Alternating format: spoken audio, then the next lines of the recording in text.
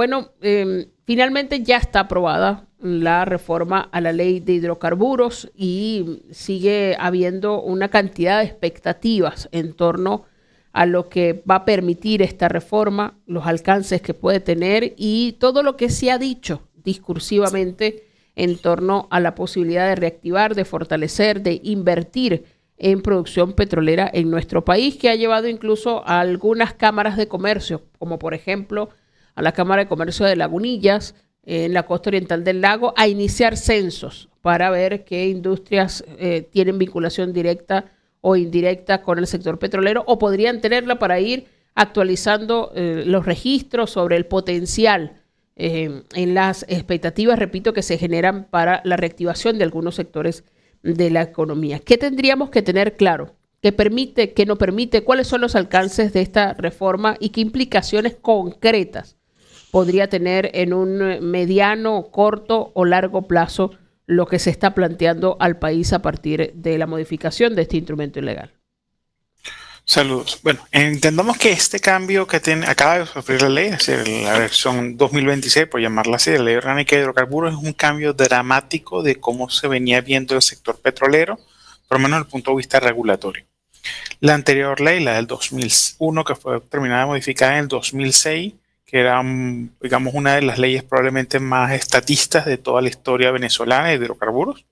Para darles más o menos un contexto histórico, hemos tenido la primera ley que tuvimos en Venezuela fue en 1920 con el presidente Juan Vicente Gómez, que es una ley básicamente, lo pongo a forma de broma, cuando la industria petrolera era lo que es hoy en día la inteligencia artificial, algo que todavía no entendíamos cómo funcionaba y para qué servía. Después sale la ley del 43, que fue la ley probablemente más abierta hacia las inversiones privadas en toda la historia venezolana. Esa buscó justamente con el presidente Medina Angarita desarrollar, por ejemplo, la zona del lago de Maracaibo. Se desarrolló todos esos contratos operativos y los contratos de concesiones salieron de esa ley del 43. En el año 75 se crea la ley crea PDVSA y por primera vez se nacionaliza la industria petrolera. En esta ley, que desde el 2006 hereda muchas propiedades de ella, se buscaba no solamente que Venezuela, que ya tenía más de 50 años produciendo petróleo de forma nacional, traspasar ese conocimiento y esas experticias de la industria internacional a la industria nacional. Después, debido al tema de que, bueno, lamentablemente el lago Maracaibo llegó a un punto de decaimiento, se descubren los yacimientos de la faja. Los yacimientos de la faja son crudos pesados, a diferencia de los que tenemos en el lago, que son bastante más ligeros y medianos. Sí, son crudos mucho más difíciles de mover. Se necesitaban inversiones fuertes. Entonces, gracias a Dios, la ley del 75 tomaba en cuenta esa posibilidad de traer capitales privados. Entonces ocurrió la famosa apertura petrolera durante la época de los 90. Todos estos cambios que les estoy contando históricos para que vean cómo se fue desarrollando la industria petrolera cesaron en el 2006, porque con la ley que se aprobó se buscaba era que todo el control estuviese en Venezuela. Por eso que se hablaba de la famosa renacionalización. O sea, la idea era que incluso estas concesiones o acuerdos operativos que se tenían en los 90 pasaran a control del Estado a través de una serie de figuras, entre una de esas las famosas empresas mixtas. Como por ejemplo tenemos el tema de Petroboscana en el Zulia.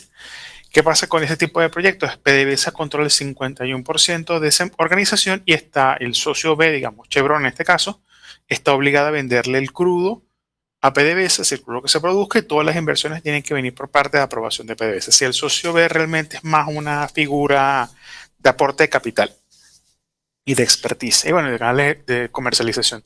Ese enfoque tenía sentido en esa época, porque Venezuela tenía, bueno, el sentido realmente no tenía mucho, porque era como una involución de lo que veníamos desarrollando en los últimos años, pero digamos que el concepto con el cual se creó era que, bueno, que PDVSA tuviese el control total de su industria porque no hacían falta las inversiones extranjeras. Bueno, las consecuencias las estamos pagando ahorita, después de 20 años de esa ley en ejercicio. La situación que tenemos ahorita es resultado de eso. Entonces, esta nueva reforma busca justamente corregir los errores que cometió esa ley. Entre uno de esos, por ejemplo, el más importante es la ley del 2006, todas las discusiones entre socios tenían que ocurrir mandatoriamente en el Tribunal Supremo de Justicia en Caracas.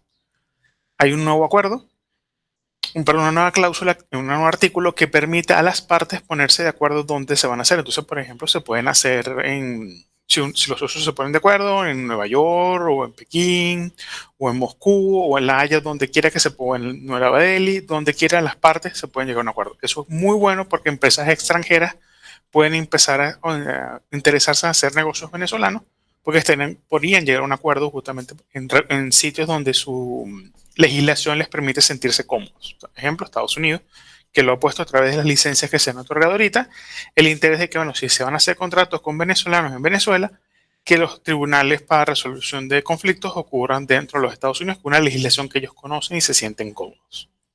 Otra cosa que también tiene la ley, que es un aporte muy bueno para el capital privado, específicamente venezolano, es la incorporación de lo que se conocen como las CPP. Con la ley antibloqueo se desarrollaron una serie de contratos de participación productiva donde PDVSA llegaba a un acuerdo con un privado, que tenía que ser nacional, para la explotación de campos petroleros. La idea era más que todo para campos nuevos, pero podemos decir que había cierta flexibilidad incluso para retomar producción de campos que tuviesen problemas de producción.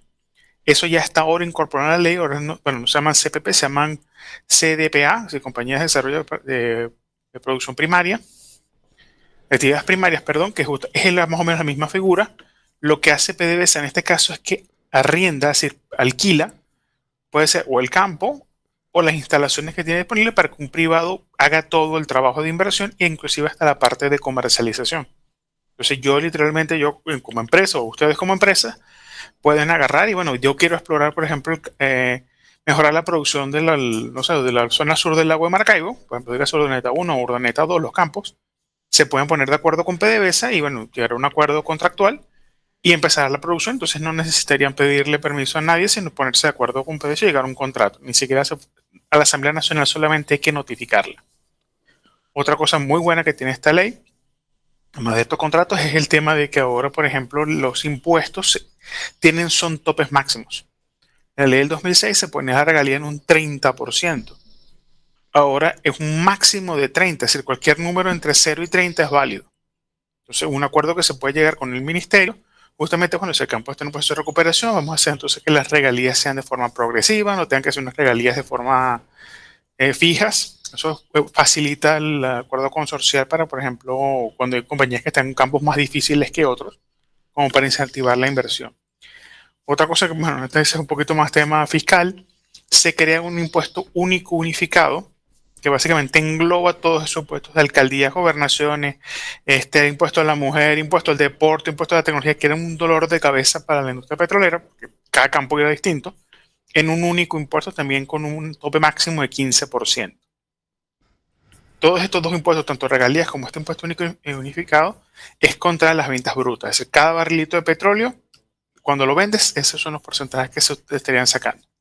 A partir de allí, bueno, como les comenté, tienes diferentes modelos de contrato, tienes diferentes modelos de impuestos, los arbitrajes están ocurriendo afuera, y también está la idea que uno de los conceptos que ofrece esta ley es que la comercialización se puede hacer de forma directa. Es decir, si ustedes, por ejemplo, montan su compañía, no sé, Lagunilla Oil and Company, que es perfectamente válida a través del PDVSA, ustedes pueden perfectamente comercializar su crudo sin tener que pasar primero por PDVSA. Es decir, si ustedes consiguen un mejor precio de alguien que les quiera comprar ese crudo, perfectamente lo pueden enviar al sitio de destino, no tienen que pasar por PDVSA siempre y cuando consigan un precio mejor que el de PDVSA. PDVSA no puede hacer nada porque, bueno, conseguiste un mejor precio, adelante. Con todas estas reformas que se hacen a la ley de hidrocarburos y que ya están en vigencia, algunas con algunos lapsos de espera, otras entrando en vigencia de forma inmediata, ¿cómo se para ahora Venezuela en temas de condiciones legales frente al mercado global? Es decir, en referencia a otros países, ¿cómo calibrar las oportunidades que esto abre frente a otros espacios donde también se puede hacer inversión en la producción petrolera? ¿Es más atractivo, es menos atractivo? ¿Cómo mirar esto? Bueno, comparado con lo que teníamos antes, hay que admitirlo que es muchísimo más atractiva. Todavía no cumplimos los estándares, por ejemplo, para ser tan atractivos como es, por ejemplo, Guyana, que tiene probablemente de todas las legislaciones cercanas, la más abierta en capitales foráneos, no tanto nacionales, porque recordemos que Guyana, a diferencia de otros países, está apenas incipiente en el tema petrolero. Otro mercado, por ejemplo, como es el caso brasilero, tiene una regulación un poquito más flexible para las empresas extranjeras que el de nosotros, a pesar del hecho de que está Petrobras.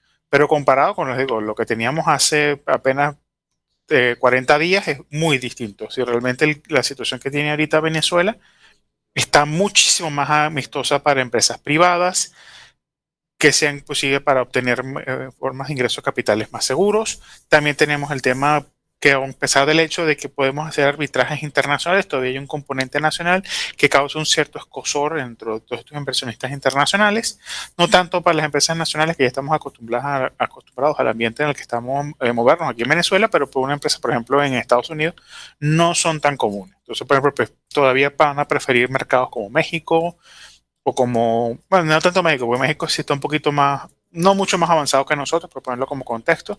Yo siempre trato de poner una escala del 1 al, vamos a llamarlo desde 0 a 1, 10 ser el más amistoso a empresas privadas. Nosotros nos encontramos como alrededor de un 7, pero venimos de un 2.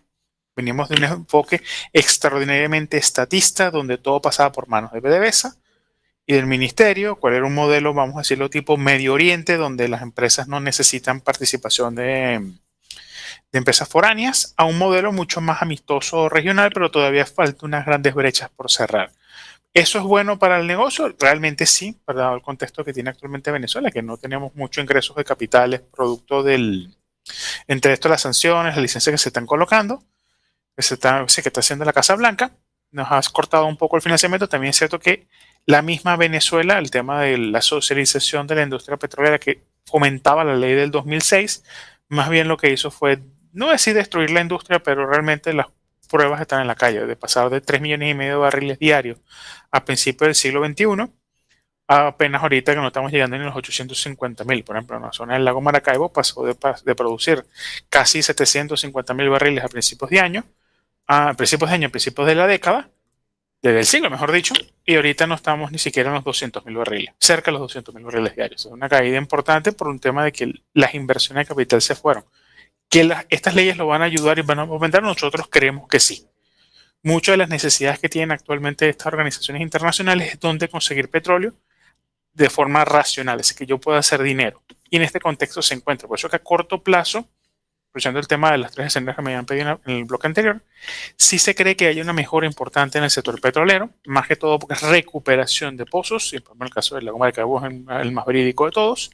Muchos de nuestros pozos que tenemos en el lago están seriamente afectados por faltas de mantenimiento y por temas de desinversión que se hicieron en los últimos 10 años, 10, 15 años. Este enfoque va a permitir que estas compañías, específicamente si PDVSA decide pasar, Dios mediante, a estas CPP, bueno, CDPA, para que justamente desarrollen estos campos, va a aumentar la producción. Muchas de las empresas que están haciendo ahorita, que son mixtas, están evaluando si hace falta pasar a hacer este nuevo modelo que sea más rentable. Entonces se está decidiendo, pues el ministerio tiene que ponerse de acuerdo a través del reglamento de cómo va a ser la forma de ejecutar y las guías para la generación de contratos por parte de PDVSA. En el mediano plazo, entendiendo eso como de 3 a 5 años, que sí se ve como a pesar de que la recuperación se espera una recuperación rápida, no una recuperación completa. Hay mucha afectación y muchos daños en las instalaciones petroleras, entonces esa recuperación tiene un comienzo, vamos a decirlo como, vamos a decir suavecito, pero después se estabiliza en este mediano y corto plazo. A largo plazo, si la ley logra mantener el ímpetu que tiene, probablemente haya que hacerle modificaciones y reformas, porque eso es muy normal. Una ley que no se modifique o que no se reforme es una ley muerta, justamente para adaptarse a las nuevas realidades. Sí me atrevo a pensar que el aumento de producción volveremos a tener ese periodo de explosión de industria petrolera que construyó a Venezuela en el siglo XX y que probablemente también ayudará y desarrollará a Venezuela en el siglo XXI. Y en medio de todo esto, ¿cuáles son, digamos, cuáles son los siguientes pasos? Ya hay un marco legal en el país que podría entonces ayudar de manera significativa a estimular, a generar espacios de confianza para la inversión de capital extranjero que hoy necesitamos para la reactivación real de la industria petrolera. También hemos visto un reacondicionamiento en las licencias que está otorgando la Oficina del Tesoro en Estados Unidos para permitir que empresas de capital estadounidense o con vínculos en Estados Unidos puedan ser parte de esos inversores. Además de las condiciones legales, ¿cuáles tendrían que ser ahora las condiciones técnicas para que eso tenga lugar? Porque luego uno empieza a mirar, ¿no?, el contexto y se pregunta, ajá, ¿y cómo está, por ejemplo, la Facultad de Ingeniería de las universidades autónomas para ofrecer profesionales en el área de petróleo, de geodesia, de industrial, de cualquiera de las ramas que se vinculan con la industria petrolera para que tengamos los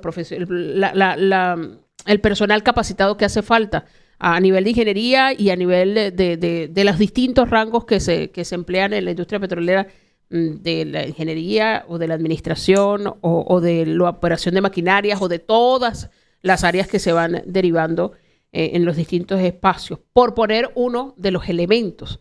Y luego podemos hablar de este censo que está intentando hacer la Cámara de Comercio en Lagunillas, en la costa oriental del lago, para explorar, bueno, quiénes están dispuestos, quiénes mantienen algo de infraestructura que se pueda recuperar o habría que construirla de nuevo. ¿Cómo ir haciendo esa valoración o cuáles tendrían que ser las siguientes condiciones a garantizar para que efectivamente esto no sea solo la modificación a la ley, ajá, y esto cómo se hace para que tenga alguna concreción? Perfecto, bueno, vamos a separarlo como en tres grandes bloques. El bloque regulatorio, es decir, lo que falta por terminar la parte regulatoria, la parte de técnica, digamos, instalaciones, y después sería esa parte humana de, bueno, el capital humano. Terminando con la parte legal, realmente la ley de hidrocarburos actual es una ley bastante abierta, permite muchos espacios para que se puedan mover los contratos y el tipo de organizaciones que hagan vida en ella. Ahora la responsabilidad recae en el Ministerio de Hidrocarburos, que es el que tiene que fijar cuál es el reglamento o las reglas de juego para cómo interpretar la ley o cómo la va a interpretar él. Entonces está el tema de, bueno, por ejemplo, cuáles son los lineamientos para los diferentes tipos de campos, cuáles son las condiciones para que PDVSA pueda usarlos como guía para el tema de definir contratos, porque la idea tampoco es que la ley sea tan vaga como para que sea utilizada para ayudar a un sector sobre otro. Por ejemplo, ayudar a empresas americanas a evitar que empresas chinas y rusas sigan en Venezuela o viceversa. Entonces la idea tampoco es que la ley sea una caja de fuerza, digamos una camisa de fuerza, sino que sea el comienzo de un buen momento. Pero ahora la responsabilidad, como les dije, recae en el ministerio. ¿Qué otras regulaciones faltan por cambiar? Bueno, hay que revisar y hay que actualizar la ley de hidrocarburos gaseosos, que es una ley que es mucho más amistosa a las empresas privadas incluso que la ley orgánica de hidrocarburos, pero tiene la complicación de que tiene un artículo que nosotros decimos que es el artículo que la termina limitando, que es el hecho de que la producción de gas se tiene que utilizar más que todo, primariamente para el sector venezolano y después para exportaciones, pero los precios que se le ha puesto el gas natural hace que sea prácticamente inviable el negocio. Entonces ninguna empresa está interesada en hacer grandes inversiones porque prácticamente regalarlo. Eso es otra ley que tiene que ser modificada. Y la tercera ley es la tercera ley de electricidad, que esa otra ley también es estatista, que fomenta justamente la creación de Corpoelec, que todo gira alrededor de Corpoelec, pero es el mismo tema, lamentablemente no tiene suficiente músculo financiero para recuperar todo el sector eléctrico. Y perfectamente nosotros en el Zulia lo hemos vivido con el tema de los apagones o casi calumbrones, por el tema de electricidad, y eso impulsa a la industria petrolera. Esos son los tres que tienen que ser modificados, Dios mediante, este año, justamente para terminar de precisar cuál es ese plan de acción para los próximos de 3 a 5 años. Con respecto ahora, pasando del tema de la electricidad al tema técnico, el principal dilema que tenemos ahorita en la región es el problema de electricidad, cómo potenciar y darle alimentación eléctrica a estos equipos para que puedan ser funcionales, que hagan vida, cuáles son los daños que han ocurrido en los últimos años. Entendemos que en los últimos 15 años, básicamente hemos vivido lo que llamo yo con el automóvil encendido en mínima intervención, lo que puedan producir los campos, no se les ha hecho los aportes de capital y ese es el gran, no es tanto un rezago tecnológico porque la tecnología realmente no ha cambiado mucho en los últimos 25 años, pero sí es un tema de que los equipos están dañados y están desgastados. Muchos hay que actualizarlos, muchos hay que revisarlos, probablemente salgan muchos de ellos más económicos sustituirlos que reparar el que está presente. Entendamos que son equipos petroleros que sufren a diferencia de un automóvil que uno lo puede tratar con mucho cariño y cuidarlo, estos son equipos que están en unos ambientes bastante agresivos. Por ejemplo, no tanto por el tema de, por ejemplo, de corrosión, pero por ejemplo el producto que generan es altamente corrosivo. Entonces, viendo esto, el tema técnico, cuáles son las implementaciones, y me imagino que por eso es que la Cámara de Maracaibo, la Cámara de Lagunillas, que seguramente se unirán todas las cámaras, tanto la de Maracaibo, la de Cabimas y en general todas las del resto del país, para tratar de entender cuáles son las situaciones en las que nos encontramos, qué empresas están haciendo todavía vida en Venezuela, cuáles son las fortalezas que tienen, cuáles son las brechas que tienen, y no solamente con el fin de, cómo cerrarlas, cómo desarrollar qué es lo que hace falta, sino también para que sea atractivo para una empresa extranjera, dígase norteamericana o europea que quiera hacer o asiática que quiera hacer vida en Venezuela, ya cuente con una idea. Bueno, yo hago tal cosa y estas son las compañías venezolanas que me pueden apoyar, entonces son mis potenciales aliados. Ese es realmente el trabajo de una cámara. fomentar el negocio entre las empresas nacionales y las empresas nacionales o regionales y las empresas internacionales para que una situación ganar-ganar. Y ahora entramos en el tema humano, que es ese, qué pasa con ese capital humano, tanto técnico como, digamos, soldadores, huelleros y todo tipo de funciones que se han dentro de la industria petrolera, electricistas, y los temas técnicos de ingenieros y afines. Bueno, entendamos que la situación, Venezuela ahora es un país con diáspora. Tenemos muchos profesionales de todos los niveles fuera del país haciendo vida, realmente un obrero petrolero, un trabajador petrolero, dígase, o electricista, soldador. Dada la situación que vivimos en los últimos 15 años, muchos de ellos emigraron. De hecho, la vasta mayoría de los que han emigrado son de ese sector. De este sector, mejor dicho, para ponernos en el contexto. Entonces, hay que hacer otra vez un proceso de formación. Primero, pues a veces atraemos a esta gente que está en esas nuevas profesiones que no necesariamente en el extranjero las estén cumpliendo de la cabalidad con que las cumplían aquí en Venezuela, se animen a regresar. Y los que no lo quieran por temas completamente personales y válidos, de todos modos hay que desarrollar esa nueva generación de profesionales. Aquí en Venezuela, y hay que hacer la discusión, ya lo hemos hecho. Aquí durante toda la industria petrolera formó a todo su personal desde el comienzo del siglo XX hasta el siglo XXI. No es nada que no podamos hacer. Requiere tiempo, requiere trabajo, no se niega, pero es un proceso que se puede hacer y lo hemos hecho y lo sabemos hacer. Entonces se tendrán otra vez que hacer escuelas profesionales para preparar soldadores, preparar electricistas, preparar maestros de obra, petroleros, cuelleros y todas estas instrucciones perfectamente dentro de la industria. Con respecto al tema de los ingenieros, y vamos a ver todas las profesiones, no solamente voy a hablar de ingenieros petroleros, ingenieros físicos, que son los que se encargan más que todos asociados con el sector petrolero directo, sino también ingenieros mecánicos, eléctricos, electricistas, electrónicos, civiles, químicos que hacen vida dentro de la industria petrolera. Contamos con una cantidad importante de profesionales que están ahorita en Venezuela con una vasta experiencia que están dispuestos a enseñarlo. El tema que se cuenta en Venezuela es que lamentablemente los salarios que se les paga a los profesores de las universidades públicas y bueno, y también privadas, porque vamos a decir que es un problema endémico de todas, no es realmente beneficioso. Entonces muchos de estos profesores hacen vida de más de una forma, es decir, dan clase y dan otra función. Por eso decimos que dar clase a veces es una forma de labor social que hacemos como profesionales. Pero es cierto, tenemos una capacidad importante. Hay que desarrollar nuevas capacidades porque nueva población de gente joven que va a venir que va a empezar a entrar a estudiar estas carreras necesitan el apoyo de nosotros. Muchos de esos profesionales que están afuera, me atrevo a pensar que van a regresar a Venezuela, si sea puntualmente, un par de meses, una oportunidad para compartir de información y de experiencias para tratar de lo que se aprendió, los que venezolanos aprendieron en Canadá, aprendieron, por ejemplo, en el Medio Oriente, en Alaska, en Rusia, en Irán, qué pueden traerlo para acá a Venezuela, qué cosas se pueden usar, qué cosas está haciendo Guyana, Trinidad y Tobago, Colombia, que se puedan aprovechar aquí. Visto todo esto, entendamos que la educación es un proceso que tarda tiempo, no es algo que da respuesta inmediata. Usted no puede educar a alguien en una semana. Todos lo hemos vivido, son años de formación, pero lo que es como una bola de nieve. A medida que se va produciendo, ella misma se autoalimenta, entonces, por eso es que a corto plazo va a ser un reto específicamente para los profesionales técnicos, pero a medio y largo plazo sí me atrevo a pensar porque tenemos la infraestructura, tenemos los conocimientos y tenemos la red de contactos. El tema es que esto toma un poquito de tiempo en desarrollarse. Osvaldo, finalmente apenas van 20 días de la aprobación de la reforma de la ley, aunque la sensación por todo lo que hemos vivido en las últimas semanas en el país sea de que han pasado meses, la verdad es que apenas estamos a 20 de febrero, ¿no? En la propuesta de cambios que se vienen haciendo y el nivel de expectativas que se ha generado es gigantesco, ¿no? Y con la compra de los primeros barriles de petróleo, que muchos estaban en almacén, no es que estamos produciendo esas cantidades de las que se están hablando, sino que estaban en almacén. Todavía está el tema de los buques, que si están sancionados o no están sancionados, que si los decomisan o no.